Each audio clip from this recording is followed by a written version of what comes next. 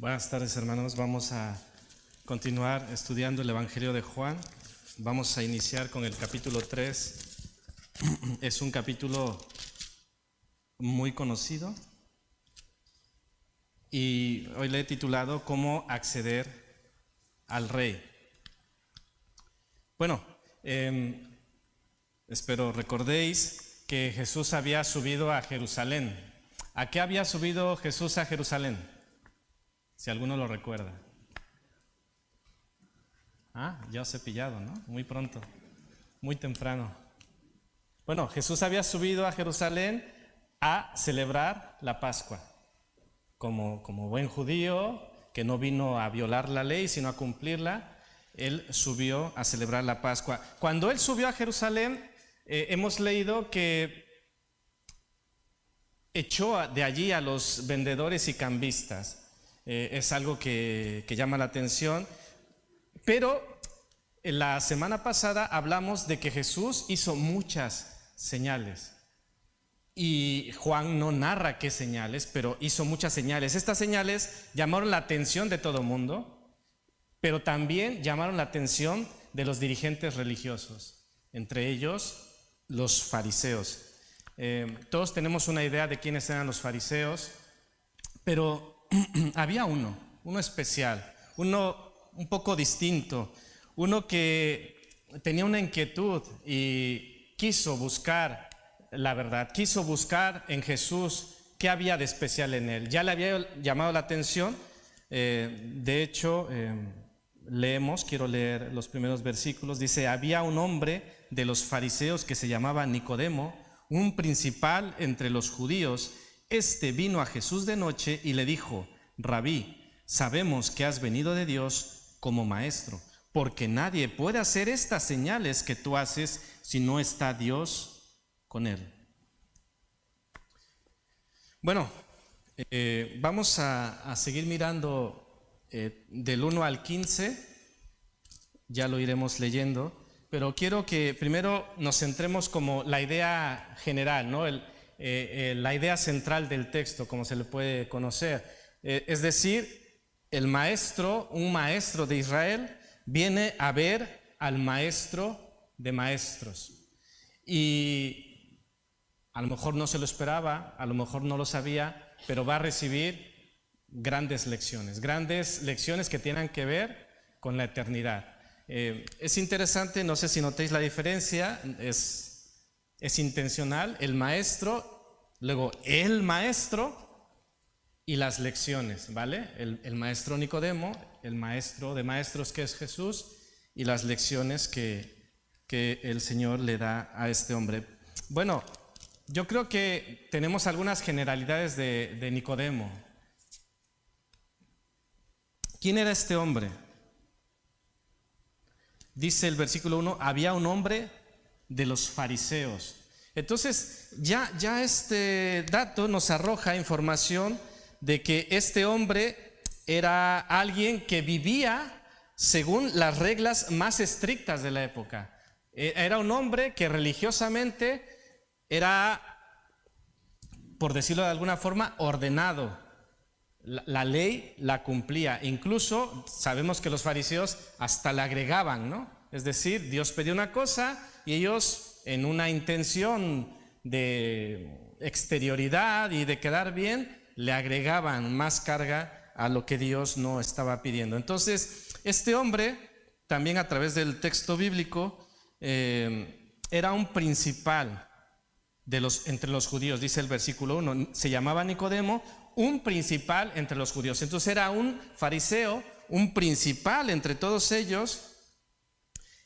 Más adelante, en 7:50, en el contexto de este pasaje, se da a entender que muy probablemente era miembro del Sanedrín entre los judíos. ¿Qué era el Sanedrín? Pues un consejo o un tribunal supremo del judaísmo. Es decir, era un principal entre los judíos y no solamente entre los judíos, sino era un principal entre los fariseos. No era cualquier personaje, era un personaje que sabía. De hecho, en el versículo 10, si podemos leerlo, dice: respondiendo Jesús le dijo: ¿eres tú maestro de Israel y no sabes esto. Entonces, ¿qué otra cosa era Nicodemo?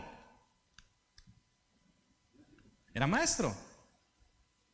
Era muy probablemente miembro del Sanedrín, era fariseo y era maestro. Y si queremos agregar un dato más que puede estar entre líneas, en 1939, de acuerdo a lo que lleva Nicodemo cuando Jesús va a ser sepultado, muy probablemente, y por todo su contexto religioso, podemos entender que era un hombre acomodado. Su situación económica no era mala. Entonces, esto es una pequeña radiografía de quién era este líder religioso, Nicodemo. Esto tengámoslo en cuenta. Es decir, no era un ignorante, no era una persona cualquiera en el pueblo, es una persona respetada, conocedora y una persona que en cierta forma conocía la ley. Pero más allá de quién era, lo que él entendía, es interesante ver lo que él creía. En general, los fariseos les gustaban las cosas externas, ¿no? Las apariencias, orar en voz alta, ocupar los primeros lugares, no sé, darse a ver, ¿no? Que la gente les viera. Se colgaban cosas y como diciendo, mírenme, miren cuán bueno soy, miren cuán fiel soy a Dios. Y esto era repudiado por nuestro Señor. Sigo leyendo, versículo 3 dice: respondiendo Jesús le dijo, de cierto te digo, que el que no naciere de nuevo no puede ver el reino de Dios. Nicodemo le dijo: ¿cómo un hombre puede nacer siendo viejo? ¿Puede acaso entrar por segunda vez en el vientre de su madre y nacer? Respondiendo Jesús: de cierto te digo, que el que no naciere de agua y del Espíritu no puede entrar en el reino de Dios. Lo que es nacido de la carne, carne es, y lo que es nacido del Espíritu, Espíritu es. No te maravilles de que te dije, os es necesario nacer de nuevo. El viento sopla de donde quiere y oye su sonido, mas ni sabes de dónde viene ni a dónde va. Así es todo aquel que es nacido del Espíritu. No sé, cuando uno lee este pasaje es un poco extraño. Es decir, Nicodemo se presenta ante Jesús, le dice: Rabí, sabemos que has venido de Dios porque nadie puede hacer las señales. Y es una charla que podemos pensar era la primera vez que tenían un encuentro y como que no es normal, es como decir: vale, pues yo soy Nicodemo, tú eres Jesús, ¿cómo estás? ¿Cómo te ha ido? Y vemos que Jesús, ante aquella presentación de Nicodemo, le dice: hey, tienes que nacer de nuevo. Ya de entrada, yo creo que Nicodemo se quedaría un poco: a ver, ¿de qué estamos hablando? ¿A qué te refieres? No estoy entendiendo nada. Y de hecho el versículo 7 dice: no te maravilles. Es decir, Nicodemo estaba con el ojo cuadrado, ¿no? Estaba un poco: no me estoy enterando. ¿Me puedes explicar? Y Jesús le da varias formas de explicarle, pero yo debo decir, no sé vosotros, que las formas como las viene explicando Jesús son un poco extrañas. Es decir, ¿a qué te refieres con nacer de nuevo? Y Nicodemo le hace la pregunta explícita: ¿cómo puede ser esto? ¿A qué te refieres? ¿Debo entrar al vientre de mi madre? Y Jesús, en lugar de aclararle como nosotros quisiéramos, en el versículo 5 le dice: de cierto te digo que el que no naciere de agua y del Espíritu no puede entrar en el reino de Dios. Bueno, esto no es cualquier cosa, hermanos. Por eso decía que era importante el primer inciso de quién era este hombre. Porque Jesús, un Galileo, que ya había ganado cierto respeto porque hacía señales que nadie más podía hacer si Dios no estaba con él. Así que de cierta forma era ya un maestro con cierto reconocimiento, no de todos, pero ya hemos visto en los capítulos anteriores que sus discípulos ya le reconocían, que sus discípulos ya veían divinidad en él. Pero claro, ahora Jesús estaba pasando de Galilea, el norte, a Jerusalén, es decir, su ministerio se estaba ampliando y había que traspasar nuevos círculos y claro, él estaba dando credenciales con las señales que hacía. Entonces, este varón principal entre los judíos, le dicen: hey, con todas tus credenciales, con todo tu pedigrí, tienes que nacer de nuevo. Y claro, Nicodemo podía pensar: pero ¿por qué me dices esto a mí? Si yo soy judío, yo soy hijo de Abraham. Esto quizá para los gentiles o para los samaritanos, pero yo soy un hijo de Abraham. Y sabemos, no vamos a leer Romanos 9, 4 y 5, pero la idea que tenían los judíos de sí mismos, ¿no? de superiores, del pueblo de Dios, de que, bueno, samaritanos, gentiles, pues son, perdonadme la expresión, ¿no? Perrillos, que se utiliza esta expresión en la palabra. Pero un hombre no solo judío, sino que además fariseo, y que además principal entre los fariseos. Así que sin duda todo esto que Jesús le decía le chocaba, le costaba trabajo asimilar. Y sabemos que de acuerdo a esta postura de Nicodemo, pues él diría: oh, mi comportamiento es bueno, o sea, yo cumplo la ley, oro tantas veces al día, doy mis ofrendas, hago todo. Entonces, ¿a qué te refieres con que necesito nacer de nuevo? Entonces vemos por un lado las creencias de Nicodemo, que sin duda hasta ese encuentro con Jesús eran muy firmes. Él seguramente no se estaba cuestionando nada, pero cuando tiene un encuentro con Jesús es cuestionado, es confrontado, como tenemos que ser todos. Cuando tenemos un encuentro con Jesús tiene que haber una confrontación. No podemos venir a un encuentro con Jesús y salir igual. Es que no puede ser. Entonces este hombre claramente no estaba en la sintonía con Jesús, porque él diría: yo estoy muy bien. Pero Jesús le da a saber, le da a conocer que no. Y le muestra lo que había en su corazón. La vez pasada estudiábamos que Jesús conoce lo que hay en el corazón. Entonces, Nicodemo, más allá de tu exterior, más allá de tu apariencia y más allá de todo ese testimonio que tú tienes de principal entre los judíos, a ti te hace falta algo. Y es por eso que Jesús no necesitó una pregunta, sino fue al punto, a la mayor necesidad que tenía este hombre. ¿Qué buscaba este hombre? ¿Qué diríamos? ¿Qué pensáis? Más allá de lo que estoy poniendo allí, vosotros al leer esto, ¿qué diríais? ¿Qué buscaba Nicodemo? Porque el pasaje en sí solamente se presenta y dice: vino a Jesús de noche, le dijo: Rabí, sabemos que has venido de Dios como maestro, porque nadie puede hacer estas señales que tú haces si no está Dios con él. E inmediatamente Jesús empieza con que de cierto te digo que debes nacer de nuevo. El pasaje en sí no nos deja ver muy claramente qué buscaba. Ahora, podemos entender en lo que Jesús le dice y que conocía lo que había en su corazón, lo que este hombre buscaba. Y yo lo he resumido en cierta forma en que buscaba la verdad. A pesar de todo lo que él sabía y a pesar de todo lo que él era, había algo que él buscaba, había algo que le inquietaba. Y por eso viene a Jesús. Dice que viene de noche. Algunos comentaristas dicen que no quería que los demás se enteraran porque se iban a enojar o a burlar o a lo que sea. La Biblia no dice por qué vino de noche. El punto es que vino de noche. Otros dicen que quería mayor tranquilidad. Jesús durante el día tenía mucha gente, no tenía el espacio, el tiempo, y de noche pues lo cogía un poco más desocupado y podían tener una conversación más tranquila. Pero no nos vamos a meter en eso.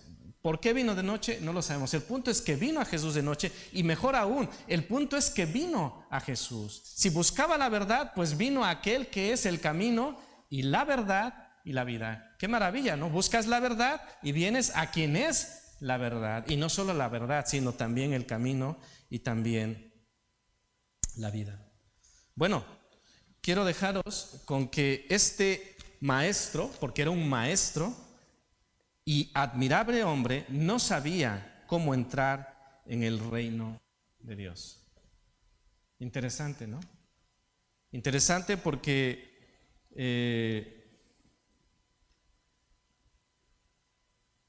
En el versículo 3 dice, de cierto te digo, que el que no naciere de nuevo no puede ver el reino de Dios. ¿Cuál es el tema? Ver el reino de Dios. ¿Cómo encontrarte con el rey? Si hay un reino, debe haber un rey. Entonces, en cierta forma, lo que le inquietaba a Nicodemo es el acceso al reino. ¿Cómo? Porque yo me conozco la ley, cumplo todas las cosas que tengo que cumplir, pero aún así no siento que estoy accediendo, no siento que estoy con el rey, no siento que tengo esa comunión y necesito saberlo. Entonces, él y muchos de sus colegas, fariseos, saduceos, creían saber cómo agradar a Dios, creían y ellos pensaban que cumplían lo que Dios les pedía, pero viene Dios mismo encarnado en Jesús y le hace ver, no, que no lo estáis haciendo, que necesitáis algo. Y en este caso Jesús lo ilustra como un nuevo nacimiento. Bueno, un poco más pronto vamos a ver algo sobre Jesús. Ya vemos que el propio Nicodemo le reconoce como rabí. Rabí, sabemos que has venido, dice versículo 2, rabí, sabemos que has venido de Dios como maestro. Es decir, el propio Nicodemo, un maestro de Israel, reconoce en Jesús que es un maestro. Pero no solamente un maestro. Versículo 13 dice, versículo 12 dice, si os he dicho cosas terrenales y no creéis, ¿cómo creeréis si os dijere las celestiales? Nadie subió al cielo, sino el que descendió del cielo, el Hijo del Hombre que está en el cielo. Un poco un juego de palabras, pero podemos decirlo claramente. Nadie subió al cielo, sino el que descendió del cielo. ¿Quién diríamos que descendió del cielo? Jesús. Jesús. O sea, ese maestro, ese rabí, reconocido por Nicodemo, no solo es un rabí, que no es poca cosa, sino que es el que descendió del cielo, que Dios estaba con él. Incluso menciona el versículo 13, el Hijo del Hombre que está en el cielo. Y ya hemos nosotros visto que el Hijo de Hombre es un título mesiánico. Repito la cita, Daniel 7, 13 y 14, hablando de este Hijo de Hombre, dice que le fue dado dominio, gloria y reino, para que todos los pueblos, naciones, lenguas le sirvan. Su dominio es dominio eterno, que nunca pasará, y su reino uno que no será destruido. ¿De qué Hijo de Hombre está hablando? Decídmelo. De Jesús. Un reino que no pasará. Aquel que le fue dado dominio, gloria y reino, para que todos los pueblos, naciones y lenguas le sirvan. Entonces, hemos hablado del maestro de Israel, Nicodemo, pero ahora estamos hablando de el maestro, el Hijo del Hombre, el Dios encarnado, que estaba en un papel de maestro y estaba hablándole a otro. Le enseñaba ciertamente con autoridad, porque había que tener autoridad, ¿no? Estaba ante un maestro de Israel, estaba ante uno de los principales de los judíos. Y Jesús se para firme y con autoridad le dice, de cierto te digo, que te es necesario nacer de nuevo. Sin temblar, sin dudar, le dice Nicodemo, como dice Andrés, con todo el cariño, seas quien seas, debes nacer de nuevo. Y además tiene como maestro paciencia, porque Nicodemo hace sus preguntas. ¿Y cómo? ¿He de volver al vientre de mi madre? Y Jesús no se desespera, no se molesta, sino que le sigue y tiene ese interés genuino en que este hombre entienda. Pero hasta aquí pensemos en que Nicodemo estaba, no sé si decirlo a la mitad, estaba comenzando, tenía un buen comienzo, veía a Jesús como maestro, pero a Jesús no solo hay que verle como maestro. O sea, Jesús es un maestro, es el maestro de maestros, Pero Jesús es más que solo un maestro. Y Nicodemo necesitó avanzar en esa relación con Jesús hasta verle no solo como maestro, sino como Señor y Salvador, como el Redentor del mundo que Jesús era y a lo que había venido. Hermanos, ¿cómo vemos a Jesús? Hay mucha gente que lo ve como un gran hombre, como un profeta. Sí, existió ese gran hombre que fue Jesús, pero pensemos, ¿cómo veo a Jesús? ¿Lo veo como Señor? Pero ¿por qué no mejor lo veo como mi Señor? Porque claro, Jesús es Señor allí, que señoree sobre lo que tenga que señorear, pero que Jesús señoree sobre mí, que Jesús sea mi Señor. Jesús es Dios, maravillosa afirmación. Pero que podamos mejorarle y decir, Jesús es mi Dios, Jesús es mi Señor, Jesús debe reinar en mi vida. Y claro, eso tiene implicaciones, no solo son frases bonitas, no son solo frases hechas, sino que si Jesús existe, que si Jesús vino y que Jesús es real, tiene serias implicaciones para mi vida. Pero bueno, vayamos a las lecciones que Jesús le da y que ya hemos leído en los versículos 3 al 6. Jesús comienza con lo que algunos comentaristas dicen un mashal. Obviamente yo creo que ninguno de los que estamos aquí sabemos lo que es un mashal, ¿no? Término judío para referirse a una sentencia paradójica, una clase de adivinanza. Y utilizó Jesús un mashal en el capítulo anterior con lo del templo y la reconstrucción. Es decir, utilizó otra metáfora para ejemplificar algo y que nadie entendió. ¿Qué dijo Jesús? Dice, cuando él derriba las mesas, se acercan los dirigentes del templo y le dicen, ¿con qué autoridad haces esto? Y Jesús les dice, les daré esta señal, tirad este templo y en 3 días lo levantaré. Y ellos dijeron, este hombre está loco, tantos años, y él dice que en 3 días. No tiene sentido. Pues es un poco lo mismo con Nicodemo. Nicodemo, ¿es necesario que nazcas de nuevo? ¿Qué dices? Entonces, ¿he de volver al vientre de mi madre? No tiene sentido. ¿Cómo es esto? Estas cosas que usaba Jesús, un poco de adivinanzas, a ver si entiendes, pero no se enteraban. Los del templo y Nicodemo y muchas veces nosotros. Pero Jesús le dice a Nicodemo, necesitas un nacimiento nuevo. No nacer nuevamente de tu madre, sino necesitas nacer de arriba. Necesitas un nacimiento espiritual, porque dice el versículo 8, no, estoy equivocado, el versículo 6, lo que es nacido de la carne, carne es, y lo que es nacido del Espíritu, Espíritu es. Él no necesitaba otro nacimiento de la carne, él ya había nacido en la carne, ahora necesitaba un nacimiento espiritual. Entonces, posicionémonos, ¿no? Este hombre dice, yo a mi edad, siendo quien soy, con la autoridad que tengo, ¿de qué hablas? ¿Un nacimiento espiritual? Y esto avanza, ¿no? Porque Nicodemo, después de que entiende lo que Jesús quiere, le dice en el versículo 9, ¿y cómo puede hacerse esto? Y Jesús le dice, ¿eres tú maestro de Israel y no sabes esto? Es decir, me preguntas a mí, tú deberías saberlo. Pero Nicodemo no sabía, no entendía qué es lo que tenía que pasar. Bueno, el nacimiento espiritual. Si se nos hace la misma pregunta, ¿qué diríamos? ¿Cómo es esto? ¿Cómo es el nacimiento espiritual? Ya lo veremos más adelante, pero en este nacimiento espiritual es cuando el Espíritu imparte vida. Aquella palabra de Dios que recibimos y que la recibimos con fe y creemos, el Espíritu toma esto y nos da una vida, un nuevo nacimiento. Él viene a morir en nosotros.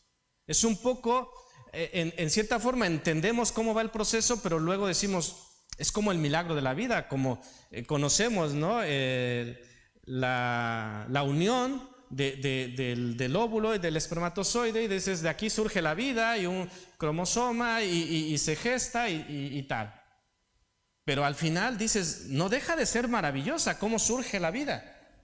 Bueno, pues también el viento sopla de donde quiere y oyes su sonido, mas ni sabes de dónde viene ni a dónde va. Así es todo aquel que es nacido del Espíritu. Es como, ¿y cómo es esto? ¿De dónde viene? ¿A dónde va? No sabemos, pero lo sentimos. Y es así. ¿Cómo a veces alguien nace de nuevo? No lo sabemos. No hay una fórmula mágica. Hemos escuchado la oración de la conversión, y claro, está bien hacerla si realmente crees, pero no es la oración, no es una frase, no es una posición, si me arrodillo o no me arrodillo.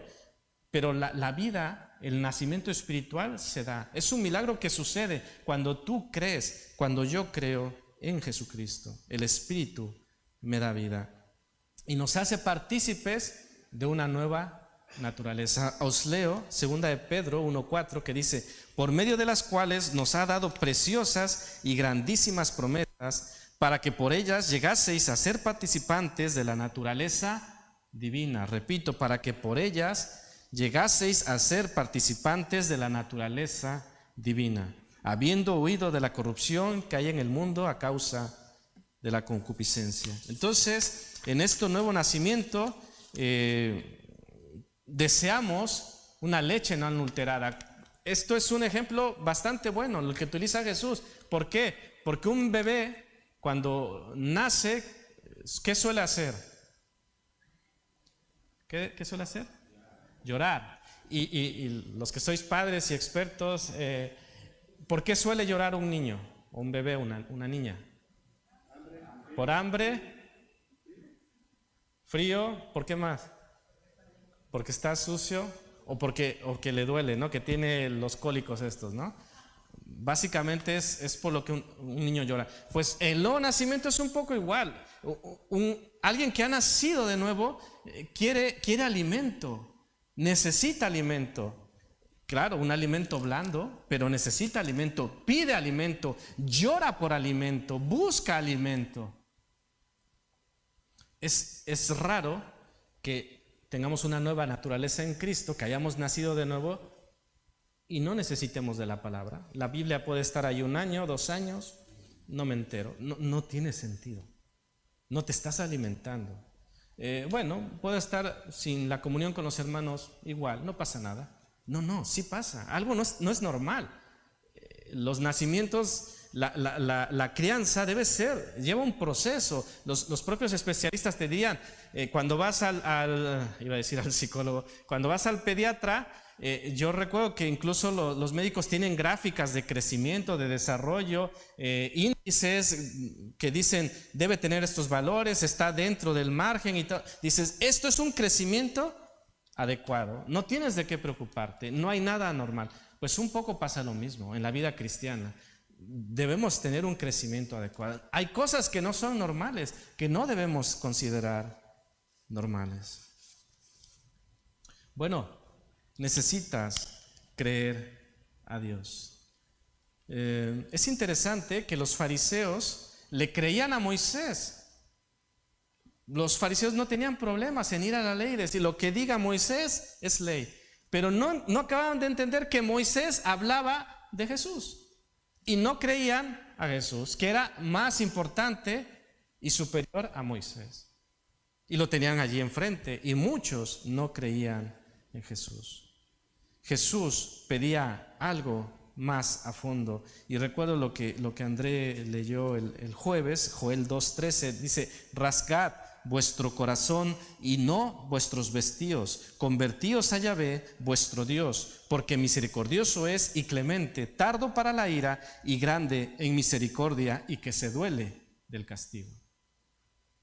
Los fariseos, como ya os he dicho, eran muy de exteriores, muy de apariencias, pero Jesús dice: no, tú crees que esto es por obras, tú crees que esto es apariencia, pero no rasgues tus vestidos, rasga tu corazón.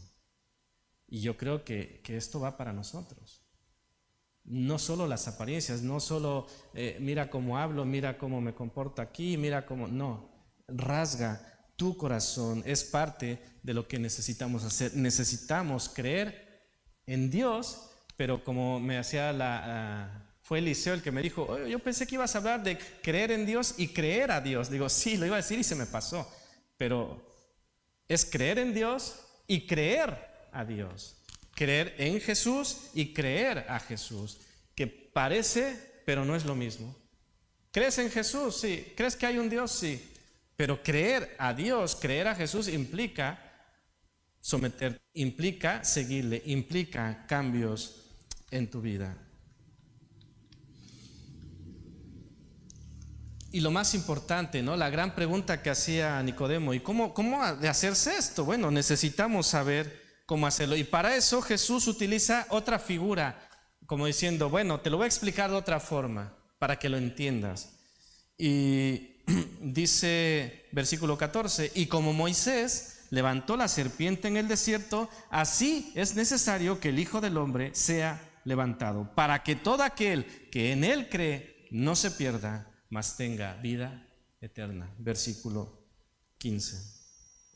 Entonces, no sé, supongo que conocéis la historia de Números 21, cuando por enésima vez el pueblo de Israel se rebela ante Dios en su salida, en el éxodo, en su salida de Egipto a la tierra prometida. Se rebelan una vez más, de las muchas veces, y Dios manda serpientes venenosas que los mordían y morían. Y estaban muriendo muchos. Y cuando esto sucede, claman, hey, Moisés, por favor, que pare la matanza.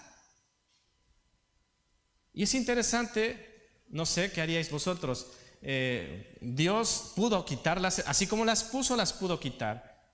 Pero es interesante que Dios no quita las serpientes, sino que pone un medio por el cual aquellas personas pueden ser salvas. Levanta una serpiente de metal y la pone en alto. Y dice, cuando alguien se ha mordido, por fe debe mirar a aquella serpiente y sanará.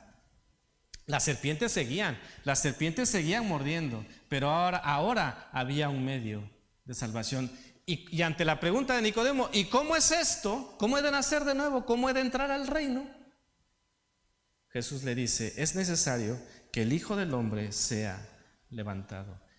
Jesús sería levantado en una cruz y debes mirar a ese medio que Dios ha dado para salvación. Hermanos, la salvación es por fe, siempre ha sido por fe. Abraham salió de su tierra y de su parentela sin saber a dónde iba. Y dice Gálatas 3:6 que así Abraham creyó a Dios y le fue contado por justicia. Es decir, esa fe que tuvo en Dios le justificó. ¿Y qué dice Romanos? Que justificados pues por la fe tenemos paz para con Dios por medio de ¿quién? ¿Cómo es que tenemos paz para con Dios? Justificados pues por la fe tenemos paz para con Dios por medio de nuestro Señor Jesucristo. La Biblia es clara y contundente. ¿Cómo es? ¿Cuál es ese medio de salvación que Dios ha dado? Esa figura de la serpiente de metal levantada es Jesús. Un comentarista decía, qué complicado es, solemos asociar la serpiente no, pero en este caso era una serpiente el medio de salvación, y en este cuadro es asimilado el Señor con una serpiente, pero no en ese concepto negativo que tenemos de la serpiente, hermanos. Pero creer en Jesús y creer a Jesús no es como lo decía la semana pasada, como un poco sí creo, me da igual, total, no pasa nada, la vida sigue igual. No, creerle a Jesús es aceptar lo que Él dice y actuar en consecuencia. Lo que leíamos anteriormente de una nueva naturaleza, una nueva vida en Cristo. Se habla de cosas nuevas, las cosas viejas pasaron, he aquí son hechas nuevas. Es decir, no puedo pensar que he tenido un encuentro con Jesús, no puedo pensar que he creído en Él y que he sido salvo si las cosas viejas no han pasado, si sigo practicando lo que practicaba, si me sigue gustando el pecado que me gustaba y si sigo buscando el pecado que yo buscaba. Tiene que haber un cambio, ciertamente es un proceso de santificación. Ciertamente, así como Nicodemo vivió su proceso, también nosotros necesitamos vivir nuestro proceso. Pero eso no quiere decir que las cosas deban seguir igual. Y vamos a terminar con las aplicaciones. Y quiero ver tres cosas. Continuar un poco con el cómo puede hacerse esto. Lo necesito yo, es decir, yo el principal entre los judíos, y a Jesús directamente. Quisiera mencionar primero cómo es que no puede hacerse esto. Es decir, lo he dicho en otras ocasiones, pero no está de más recordarlo y reiterarlo. Es decir, Nicodemo, iglesia, nosotros, la salvación, el nuevo nacimiento no es por herencia. Lo sabemos. Los padres quisiéramos que fuera por herencia, pero no es por herencia. No es por ser judío como Nicodemo. No es por ser fariseo, no es por ser muy religioso, no es por estar siempre en la iglesia, no es porque he leído la Biblia 10 veces, no es porque tengo un grado o un doctorado en teología. No es porque limpié la iglesia durante 20 años, o no es porque yo construí la iglesia con mis propias manos. La salvación no es por obras. La salvación es por fe. ¿Para qué dice la palabra? Efesios 2, 8, 9, ¿qué dice? ¿Por qué no es por obras? Para que nadie se gloríe. Porque en el momento en que yo me glorío, le estoy quitando la gloria a aquel que solo es digno de toda gloria. En el momento que digo, yo esto, yo aquello, y yo, me estoy ¿qué? Me estoy gloriando. Y esa gloria que me estoy dando, ¿a quién le pertenece? Al Señor. Solo Él puede recibir gloria, yo no. Y el Señor me dice que aquellas buenas obras, aquellas cosas que yo considero lo mejor de mí, si hoy se nos dijera, dime ¿qué es lo mejor que tienes? Y podríamos decir, bueno, pues me suelo portar bien, no falto a la iglesia, siempre estoy ofrendando más de lo que debería, y un montón de cosas. Podríamos ahí poner nuestra lista que diríamos, mira, tengo un expediente intachable. Os leo lo que dice Isaías 64, 5 al 7. Saliste al encuentro del que con alegría hacía justicia, de los que se acordaban de ti en tus caminos. He aquí, tú te enojaste porque pecamos. Esta es la parte de creerle al Señor, pecamos. En los pecados hemos perseverado por largo tiempo. Y pregunta, ¿podremos acaso ser salvos? ¿Qué diríais? Si hemos pecado, ¿podremos ser salvos? La respuesta es clara, no podemos. Si bien todos nosotros somos como suciedad, dice Isaías 64, y todas nuestras justicias como trapo de inmundicia. Nuestras obras, nuestras buenas obras para salvación, si las queremos meter como a ver si con esto alcanzo la salvación, dice el Señor, son como trapos de inmundicia. Y caímos todos nosotros como la hoja, y nuestras maldades nos llevaron como viento. Nadie hay invoque tu nombre. Esto cuadra con lo de Romanos. No hay quien busque a Dios, no hay ni siquiera uno. ¿Cómo puede hacerse esto? Necesitamos encontrarnos con Jesús. Así como Nicodemo se encontró con Jesús, así como Saulo de Tarso se encontró con Jesús camino a Damasco, así como nosotros en algún momento de nuestras vidas nos encontramos en Jesús, cuando un familiar nos habla de Jesús, cuando un vecino nos habla de Jesús, cuando en un folleto encontramos acerca de Jesús, en algún momento nos hemos encontrado con Jesús. Y si no, nos encontraremos con Jesús. Pero necesitamos valorar ese encuentro y creerle. ¿Qué es lo primero que tenemos que creerle a Dios? Lo que nos dice su palabra. Todos hemos pecado y estamos destituidos de la gloria de Dios. ¿Le crees a Dios esto?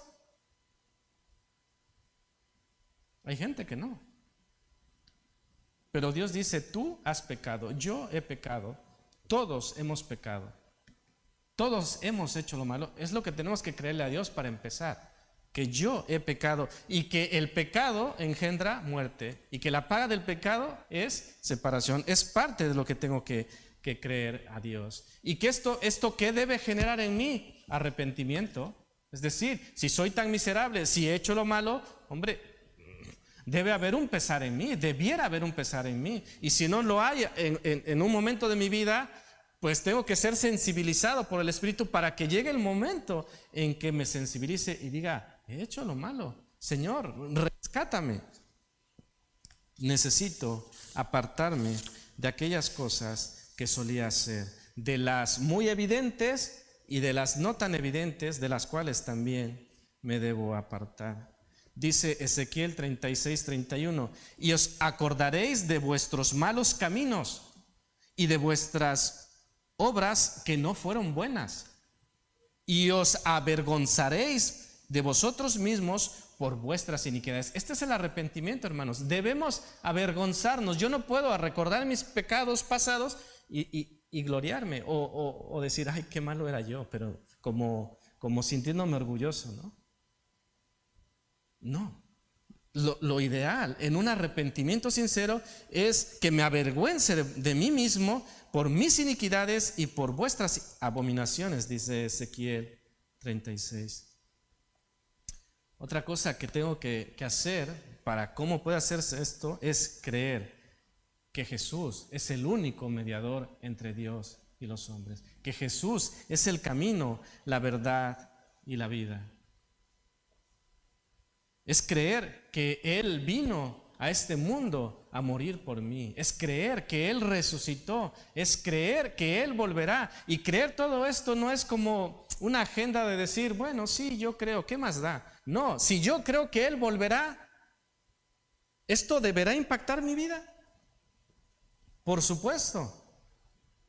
Por supuesto, porque si yo he creído en Jesús, Él me da sus instrucciones, me dice, id a ser discípulos, enseñándoles, bautizándoles, y entonces y dice, y yo volveré.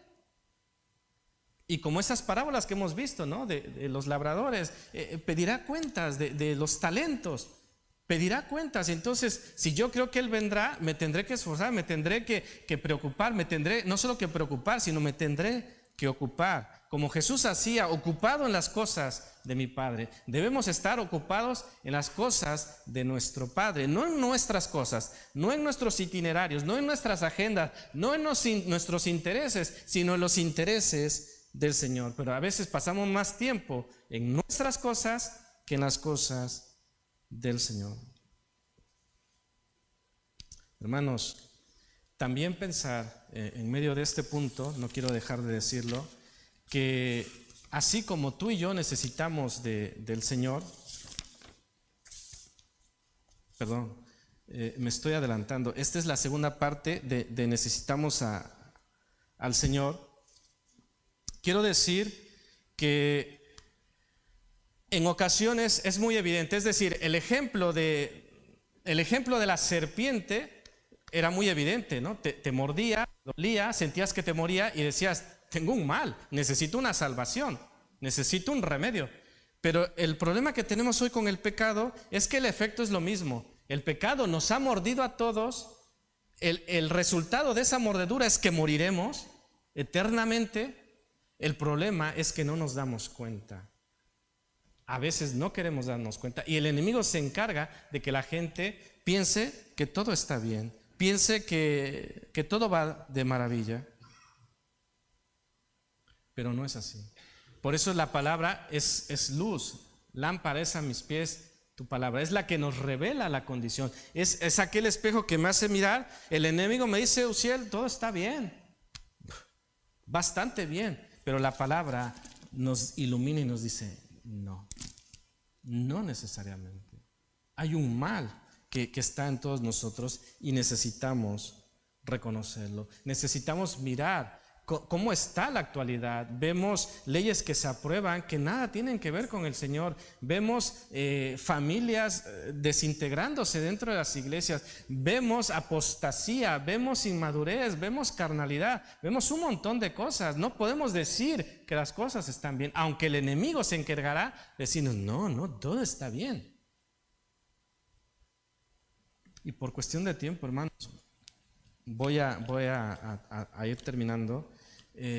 No quiero dejar de mencionar lo que ya os iba a decir, que así como tú y yo necesitamos del Señor, como nos sintamos, en el estatus que sintamos que estamos, en el grado de espiritualidad que sintamos que estamos, de una u otra forma necesitamos del Señor. Pero también hay otras personas que necesitan del Señor. Y esta labor que también es parte de nuestra responsabilidad, no siempre es fácil. Lo decía Pablo de esta forma, Gálatas 4:19, hijitos míos, por quienes vuelvo a sufrir dolores de parto, hasta que Cristo sea formado en vosotros. Hermanos, nacimiento, nuevo nacimiento, perdonadme, no es burlonamente, hermanas, ¿duele parir?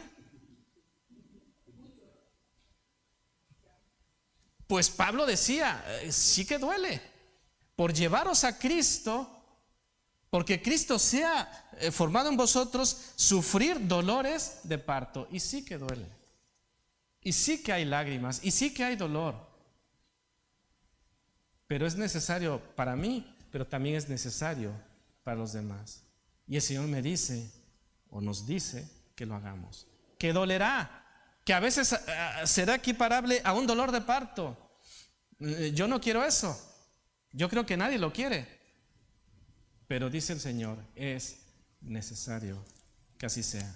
Es ahí donde entra el señorío, es decir, sí, Jesús es el Señor, claro, pero cuando mi Señor me dice, hey, que a lo mejor tienes que pasar dolores de parto, dices, uy, como que te echas un poco para atrás, pero no. Seguimos adelante por el Señor. Y finalmente a Jesús directamente.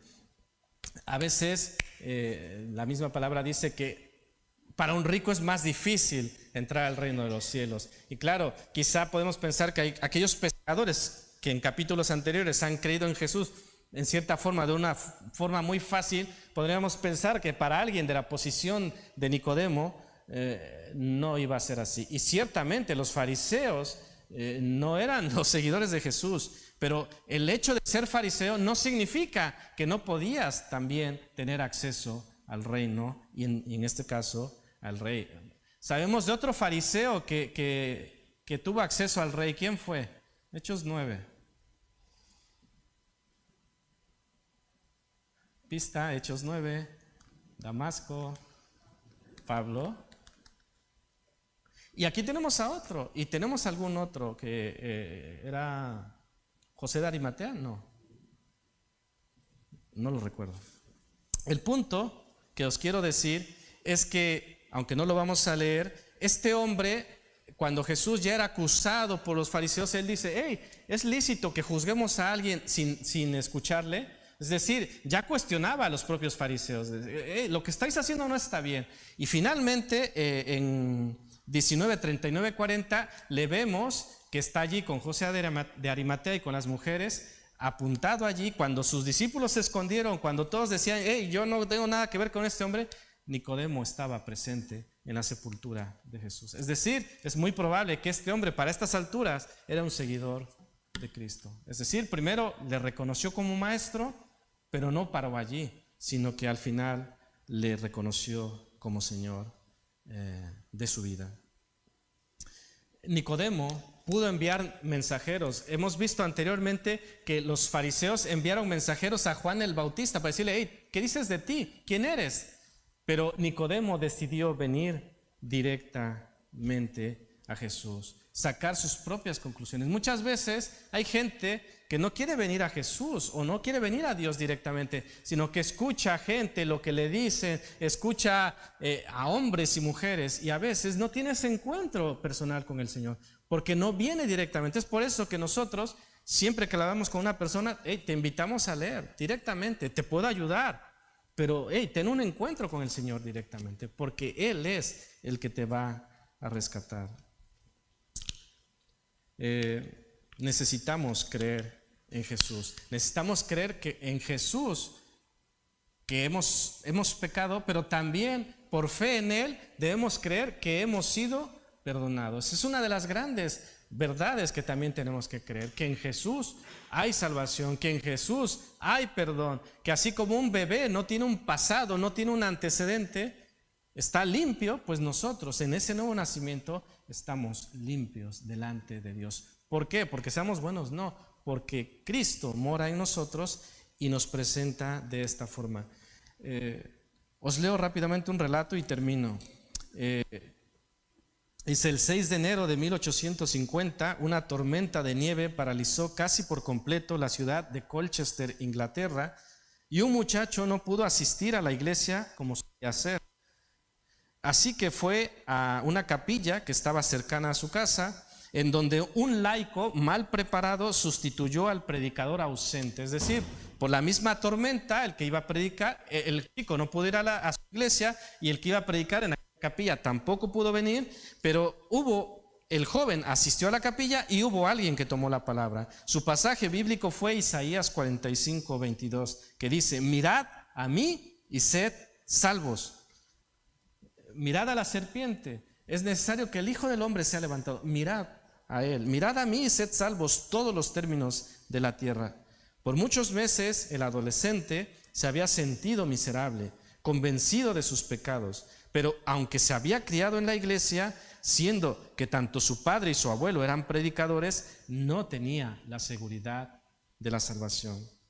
El ministro sustituto no tenía mucho que decir, así que repetía y repetía el texto: un hombre no tiene que asistir a la universidad para aprender a mirar. Gritaba: cualquiera puede mirar, un niño puede mirar.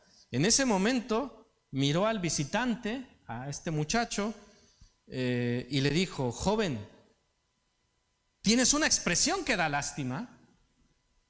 Muchacho, mira a Jesucristo. El joven miró por fe, y así fue como se convirtió el gran predicador Charles Spurgeon. Así se convirtió Charles Haddon Spurgeon. La diferencia entre la condenación y la salvación es la fe en Jesucristo. ¿Crees esto? ¿Creemos esto? Miremos a Jesús y encontrémonos con el Rey. Que el Señor los bendiga.